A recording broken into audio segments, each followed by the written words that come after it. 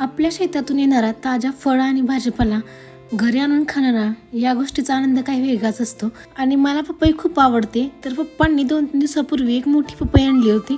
अंदाजे 2-3 किलोची पपई असेल ही. आणि आणताना ती पपई कच्चीच होती. तर घरी आल्यावर पिकायला ठेवून दिली ती.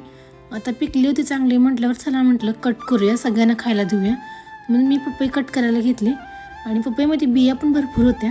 तसंच पपई खाण्याचे अनेक फायदे आहेत. आता सगळ्यांना माहितीच आहे की पपई खाल्ल्यावर आपल्या त्वचेला आणि डोळ्याला खरंच खूप फायदा होतो. त्यासोबत आपली पचनशक्ती सुधारते आणि सगळ्यात महत्त्वाचं म्हणजे रोगप्रतिकारशक्ती वाढते.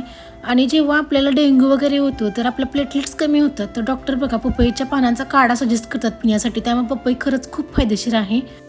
तुम्हाला पपई आवडते का हो? मला कमेंट बॉक्समध्ये नक्की सांगा. मला तर प्रचंड पपई आवडते. आणि मला थोडाफार उष्णतेचा त्रास पण आहे. आणि पपई म्हणतात थोडी उष्ण असते, त्याच्यामध्ये उष्णता खूप असते.